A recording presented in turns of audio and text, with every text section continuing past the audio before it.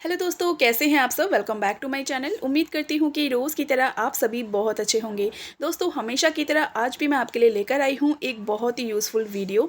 इस वीडियो में मैं आज आपको बताने जा रही हूँ ढेर सारे ऐसे इंटरेस्टिंग हैक्स और कुछ ऐसे स्मार्ट ट्रिक्स जिसकी मदद से आपके रोज़ के झंझट वाले काम भी बेहद आसान हो जाएंगे।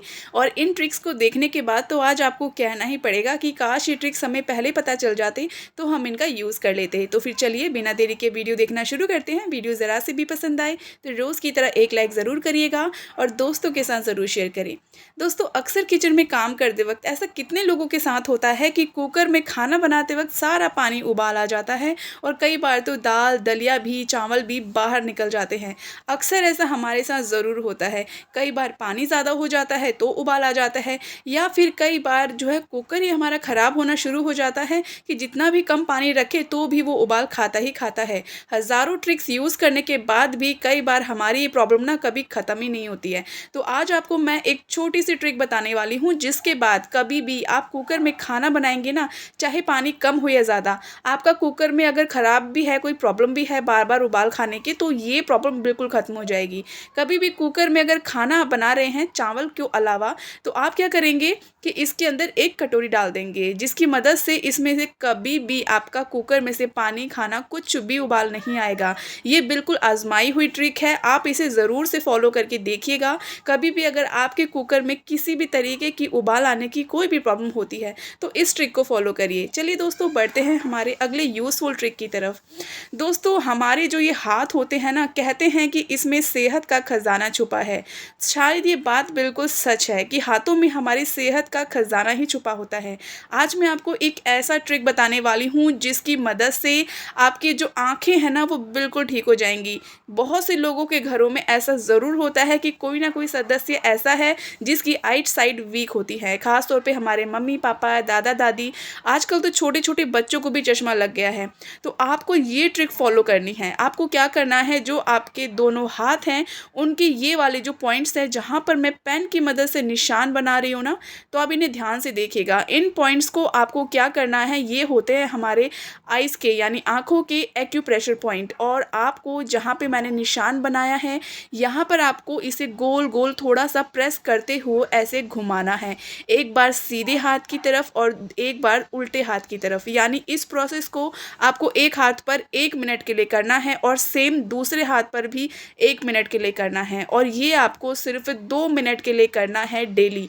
सुबह शाम भी कर सकते हैं, वरना अगर टाइम ज़्यादा नहीं है तो कम से कम 2 मिनट के लिए तो इस चीज़ को ज़रूर से फॉलो करिए।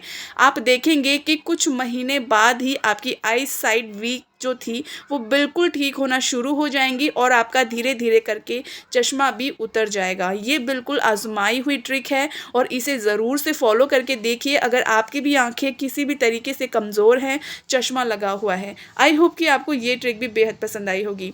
चलिए दोस्तों, देख लेते हैं हमारा अगला यूज़फुल है। दोस्तों, गैस स्टोव पे काम करना, खाना बनाना, आखिर हम सब ये काम करते हैं, लेकिन कई बार हमारे गैस स्टोव की तरफ हमारा ध्यान ही नहीं जाता।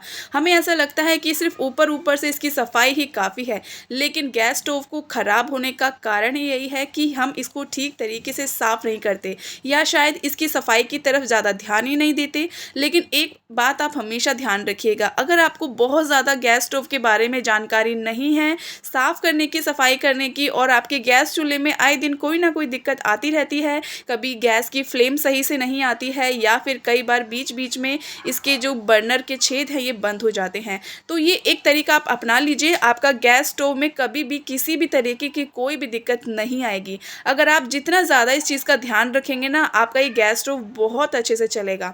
आपको क्या करना है, अगर किसी भी तरीके की नॉलेज आपको नहीं है तो आप क्या करेंगे, एक इनो का पैकेट ले लेंगे और यहाँ पर मैंने एक पैकेट लिया है। एक बर्तन आपको लेना है, तो मैंने यहाँ पर एक कटोरी ले ली है और इसके अंदर डाल दिए हैं दोनों गैस बर्नर। अब इसमें डालना है आपको गर्म पानी। तो यहाँ पर मैंने गर्म पानी को अच्छे से तेज़ गर्म कर लिया है अब इसके अंदर डाल देना है ये पूरा इनो का सैशे और इसे डालते ही इसमें बहुत बढ़िया सा रिएक्शन होता है और खूब सारे बबल्स इसमें से निकलते हैं।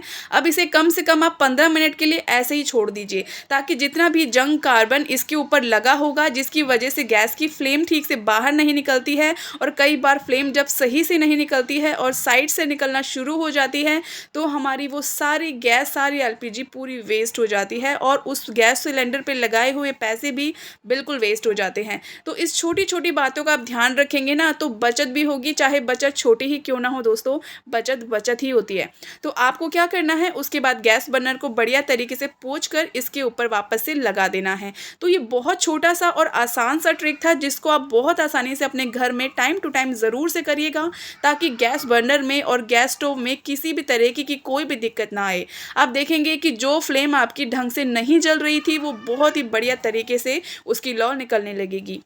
दोस्तों अगला ट्रिक है हमारा सिंक को लेकर। दोस्तों सिंक का साफ़ होना भी बेहद ज़रूरी है क्योंकि हमारे गंदे बर्तन भी इसी में धुले जाते हैं और यही रीज़न है हमारे किचन को साफ़ रखने का भी, क्योंकि अगर ये साफ़ ना होना तो किचन गंदा होने में भी ज़्यादा टाइम नहीं लगता है, क्योंकि इसके अंदर से जो कीड़े मकोड़े निकलते हैं वो हमारी पूरी सफाई पर पानी फेर देते हैं। चाहे हमने किचन को कितना भी साफ़ सुथरा रखा हो, अगर ये सिंक ही साफ़ सुथरा नहीं होगा तो हमारा किचन पूरी तरीके से गंदा ही रहेगा। इसके लिए टाइम टू टाइम आप इसे साफ़ भी करते रहा करिए। बहुत ज़्यादा मुश्किल नहीं है, थोड़ा सा आपको हल्दी पाउडर में पानी डालना है और थोड़ा सा आपको लेना है इसमें कोई भी डिटर्जेंट और इसमें बढ़िया से घोल बना के डाल देना है। 15 मिनट के लिए इसको ऐसे ही छोड़ दीजिए, फिर इसमें गर्म पानी डाल दीजिए, जितनी भी गंदगी होगी पूरी तरीके से निकल जाएगी।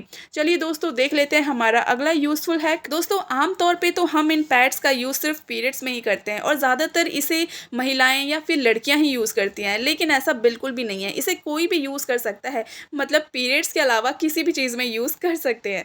तो आपको यहाँ पर क्या करना है, हम सभी जानते हैं कि जैसे गर्मियों का मौसम अब ना शुरू हो गया है और अब गर्मी भी धीरे धीरे ना बहुत ज़्यादा ही पड़ने लग गई है। तो आपको क्या करना है, यहाँ पर ये पैड लेना है। बहुत सारे लोगों को ना गर्मियों के मौसम में जलन की शिकायत होती है, कई लोगों को हथेलियों में बहुत ज़्यादा जलन होती है, तो कई लोगों को पैरों के तलवे में बहुत ज़्यादा जलन होती है। तो आपको यहाँ पर लेना है एक पैड और इस पर थोड़ा सा पानी डाल देना है, हल्का पानी हाथों से ही आपको स्प्रिंकल करना है और जहाँ पर आप बर्फ़ जमाते हैं वहाँ पर इसे 15 मिनट के लिए ऐसे ही छोड़ दीजिए। 15 मिनट बाद आपको इसे निकाल लेना है। आप देखेंगे कि ये बहुत ही बढ़िया तरीके से बिल्कुल ठंडा हो जाएगा। अब आपको इसको यूज़ किस तरह से करना है, चलिए ये आपको बताने वाली हूँ। दोस्तों अक्सर हमारे घर में कोई ना कोई मेंबर ज़रूर ऐसा होता है जिसके पैरों के तलवे में जलन होती है या फिर हाथों में जलन होती है। अगर आपके घर में भी कोई ना कोई ऐसा मेंबर ज़रूर है तो आप ये ट्रिक उनके लिए आजमा सकते हैं। आप क्या करेंगे, इस पैड को ठंडा करने के बाद उनके तलवों में लगा देंगे और कोई भी सॉक्स आप उन्हें पहना दीजिए। ऐसा करने से ना उनको उनके तलवों में जलन में बहुत ही ज़्यादा आराम लगेगा। आप इस ट्रिक को इस गर्मी के मौसम में ज़रूर से फॉलो करके देखिएगा कितनी ज़्यादा इससे राहत मिलती है पैरों की जलन में। आप इस ट्रिक को ज़रूर से फॉलो कीजिएगा। आई होप कि आपको ये ट्रिक भी बेहद पसंद आई होगी। तो दोस्तों ये कुछ छोटी छोटी ऐसी ट्रिक्स थी जिनका इस्तेमाल अगर आप करते हैं तो आपकी लाइफ तो आसान होती ही है, साथ ही साथ आपके काम भी बेहद आसान हो जाते हैं। उम्मीद करती हूँ कि हमेशा की तरह आपको ये सारी ट्रिक्स पसंद आई होगी। वीडियो अच्छी लगी हो तो रोज़ की तरह एक लाइक ज़रूर करिएगा, दोस्तों के साथ शेयर करना बिल्कुल भी ना भूलें और चैनल पर पहली बार आए हैं तो सब्सक्राइब करना बिल्कुल भी मत भूलिएगा। चलिए दोस्तों मिलती हूँ कल फिर एक नई वीडियो के साथ, तब तक के लिए हर हर महादेव।